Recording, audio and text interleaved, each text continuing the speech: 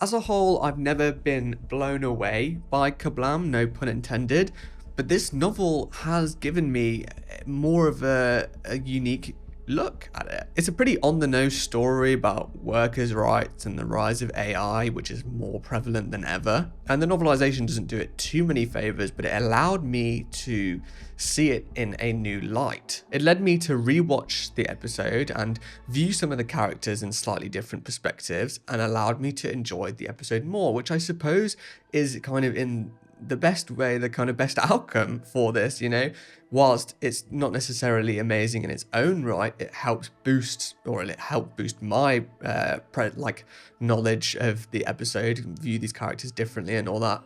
And yeah, it made me more interested in Kerblam as a whole. Like I know it's like semi-popular for the most part, one of the more popular Series 11 stories, but I was never like massive about it. And then I read this and I thought, you know what, this is better than I thought it was. In fact, it led me to reading some reviews about the episode, and I saw that a lot of people didn't like that the Doctor apparently sided with obviously the mega corporation that is Kerblam, and kind of led to Charlie being killed, almost killing him herself, which I didn't see it like that at all. If you don't remember, Charlie is the kind of one of the workers at Kerblam, and he's kind of the driving force to getting all of these Kerblam bots to deliver these packages and kill a lot of people, right?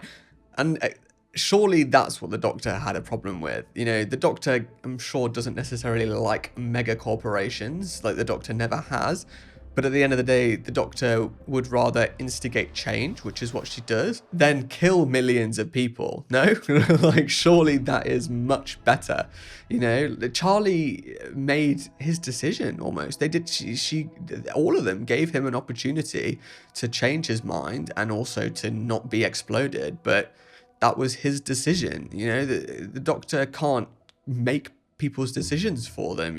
That's never gone well in the past. She doesn't agree with Charlie committing mass murder just to make change. There's other ways to make change, and in fact that's kind of explored a little bit more in this novelization. Initially, I felt the novelization fell into the same category as Planet of the Ood and Twice Upon a Time, where there's like little to no alterations to the story and it feels like a chore to read. Especially as here it feels a lot like a kid's book. Pete McTighe, the writer of this story, and also recently The War Between the Land and the Sea, I don't know whether he thought that a lot of kids would be reading this book, but it felt like you were being spoon-fed, not so much like everything that's happening, but like definitions and stuff like that. It felt the need to, for some reason, in brackets, describe what fulfillment meant. It was like where products are received and sent for packaging. I'm not saying there isn't a lot of kids reading these books, but there's other people like me reading these books. That being said, the small additions, like a couple of chapters on Judy, the head of people in Kerblam,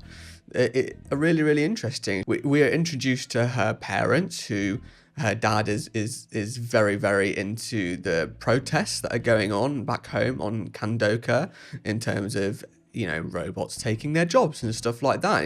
Again, like it's a very it's always going to be a relevant story, and it's really interesting to see a more personal feel for Judy. She has more motive, and then you get the same thing with Slade, is it the manager? He ends up being a private investigator, right? He's not just a terrible boss, he's a private investigator from Kandoka, and he's trying to look at the disappearances and stuff like that, like from the inside, and it makes his character a lot more interesting. And you even get a little bit extra with Charlie, just kind of giving him more of a human feel as well.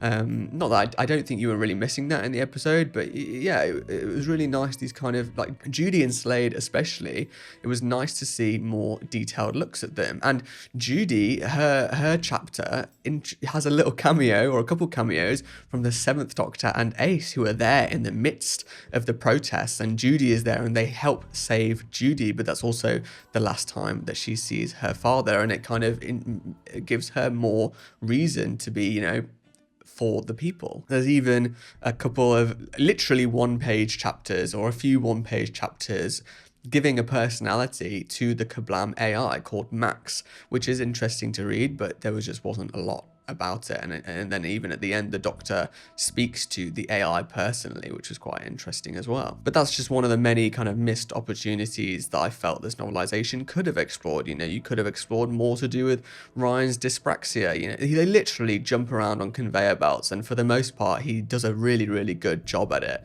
You know, it's something that doesn't get explored in Series 11 as a whole, and this would have been a perfect opportunity to do something like that. At the end, the Doctor gives Judy an AI kill switch, giving Judy the kind of personal decision to cut things off if anything gets even worse, which was really, really nice. These are all additions that I do personally look for in a novelization.